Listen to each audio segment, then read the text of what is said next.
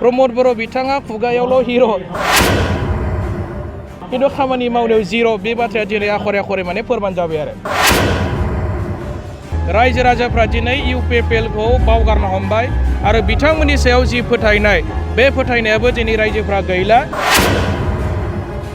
आरो फिन बिपिएफनि देरहासारनायखौ लुबैदों रायजोफ्रा हाग्रामा महिलारि सारनि दैदेननायाव आरोबाव बिटिसिआवहाय बिपिएफनि सरकार जाथों बे खोथाखौ दिनै बयबो रायजो राजा जोंनि गामि ओनसोलाव थानाय रायजो राजा भटार रायजोफ्रा दिनै सावरायगासिनो दं आरो इउपिपिएलआथ' माने आउट अफ केपासिटि माने बांद्राय खोथा बुंना लानानै दिनै फासिबाय बिथांमोना जेखौ मावनो हाया बेखौ माने रायजोफोरखौ बुंनानै थगायो न'खर न'खर साख्रिनि बबे देशआव दङ बिटिसिनि खोथाखौथ' बाद दोनबाय बिटिसिआथ' मोनसे सिक्सनेल काउन्सिलसो बेयो मोनसे देश नङा बेयो मोनसे स्टेट नङा खिन्थु दिनै बिथांमोना ओरैबायदि बुंबाय जेखौ माने इम्पसिबल खोथा आरो जेखौ मावनोनो हाखाथारा मोनसे भटनि एगेन्स्टआव अबे देशआव बेबायदि नुदों जे साख्रि होनो हानाय जे बुस्थुआ माने आउट अफ केपासिटि बेबायदि खोथाखौ बुंना लानानै दिनैनि तारिखआव इउपिपिएलआ लाजिदों आरो बिथांमोना रायजोनि खाथियाव थांनानै भट बिनो थाखाय जेबो इसु गैला दिनैनि तारिखआव बिराद मोनसे इशुलेस बेसलेस खोथाफोरखौ बुंना लानानै इउपिपिएलआ दिनै गावसोरनि खुगायावनो गावसोर फासिनानै दङ आरो बेनिखायनो रायजोफ्राबो कनफिडेन्स लस जाबाय इउपिपिएलनि सायाव बिथांमोना जेबो मावनो हायासै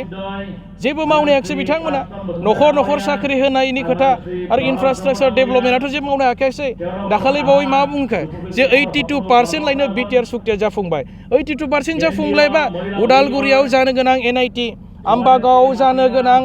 माने आइटिआइ सेन्टार माब्ला लुबावगोन 5 बोसोर जोब्बाय दिनै बिथांमोननि सरकारा दा बेनिखायनो रायजोफोरा बिथांमोननि खोथा बुंनायाव परिबर्तननि नामाव भट होदोंमोन 2020 सनाव बिटिआर सुक्तिनि गेजेरजों बर' ओनसोलाव गोबां माने जौगानाय जागोन रायजो राजाफ्रा जौगागोन बेबायदि सानदोंमोन खिन्थु दिनै मोनसे माने नेगेटिभ सावगारि उल्था मोनसे सावगारि नुबाय प्रमोद बर' बिथाङा खुगायावल' हिर' खिन्थु खामानि मावनायाव जिर' बे बाथ्राया दिनै आखरे आखरे माने फोरमान जाबाय आरो दा बेनिखायनो दिनै रायजो राजा बिथांमोना इउपिपिएलनो ट्रेक्टरनि सावगारियाव भट होनो थाखाय दिनै माने थियारि नङा उदालगुरि डिस्ट्रिक्ट हिसाबै दिनैनि तारिखआव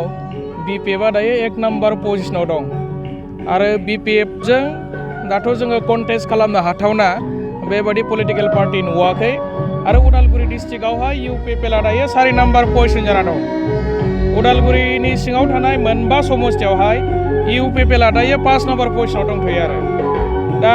बोरैबा थासारिया एसे दावखोयोबा खिन्थु जायगा जायगा माने बिपिएफजों बिजेपिआसो कन्टेस्ट जागोन इउपिपिएलखौ खुनु कन्टेस्टआव फैगोन बायदि जों नुहुराखै आरो दा बेनिखायनो नै दिनै हरिसिंगायाव इउथ बिपिएफ वुमेन बिपिएफ आरो बिएसइउनि मोनसे जइन्ट वार्कार्स मिट लादों आरो बे हाबाफारियाव जोंनि गोबां वार्कारफोरा ग्रासरुट लेभेलनि प्राइमारि लेभेलनि लोब बाहागो लादों आरो जोङो फैबाय थानाय बिटिसि काउन्सिल इलेक्सनाव जोङो मा रोखोमै केम्पिं खालामनांगौ बेनि सायावहाय जोङो गुवारै सावरायदों आरो माखासे वर्कशपनि गेजेरजों जोंनि वार्कारफोरखौ जोङो माने ट्रेनिं होनायनि बेबस्था बिदि खालामबाय थादों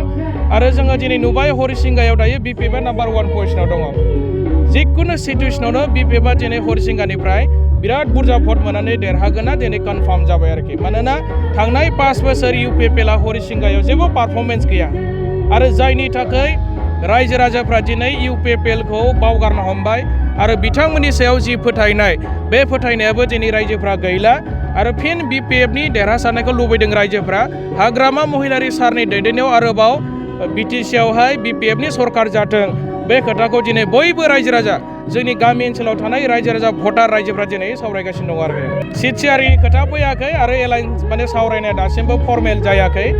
जोंना मोनसेल' खोथा सानदों हाइकमान्डआ जे सोरबा जोंखौ सहायनो आवगायबोयोबा जों बेखौ मस्ट वेलकाम मानोना दिनैनि तारिखआव माखासे जायगायाव जिएसपिआबो अबावबा 3000 4000 5000 10000 भट बिथांमोनाबो भट बेंक दं माखासे जायगायाव आरो दिनै नोंथां बिराद मिनिथावना खोथा प्रमोद बर' बिथाङा बुंदों जोंखौ जिएसपि एबा बर'आ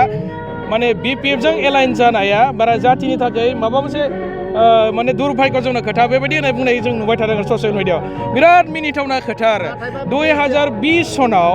जिएसपिनि एमसिएलए घनश्याम दास जाय माने दिहिरा समस्तिनिफ्राय देरहादोंमोन बिथांखौ लाना खारग्रोनाय एलायन्सखौ सोर खालामग्रोदों फार्स्ट टाइम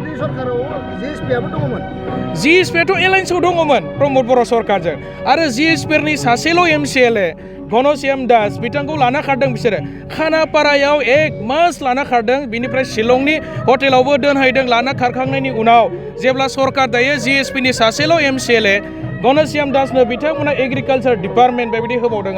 आरो गावसोर ज' माने सरकार सालायदों बर'जों थांनाय 4 बोसोराव दा दिनै माने बिपिएफजों एलायन्स जाजानो गिनानै गावसोरनाव मोनसे गिनाय हाबदों जे बर'जों एलायन्स जायोब्ला बिसोरो बिराद बुरजा भट मोनसिगोन आरो दिनैनि तारिखाव इउपिपिएलनि गावसोरनि इन्टारनेल जिथु इनफरमेसन बिथांनिफ्राय जोङो खोनानो मोन्दों जे 4ल' सिट देरहाना दं इउपिपिएलआ आरो उदालगुरि जिल्लायावथ' बिसोर 0 जाखासिगोन दा बेनिखायनो बिथांमोना बिराद मोनसे संखिनाय हाबदों गिनाय हाबदों आरो बिथांमोना माने दावहाया जानायनि आवगायावनो सारेन्डार खालामनायसो जों नुदों आरो इउपिपिएलखौ आरो 1 मासनि उनाव बिथांमोननि सरकारनि जिथु टार्मसा जोबोब्ला नोंथांमोना नुगोन जे इउपिपिएलनि हाजार माने दैदेनगिरि लिडारफ्रा दिनै माने बिपिएफआव जइन जानो थाखाय रेडि आरो जोंजों गोबां माने इउपिपिएलनि लिडारफ्रा जों दिनैनि तारिखाव जुगाजुगाव दङ।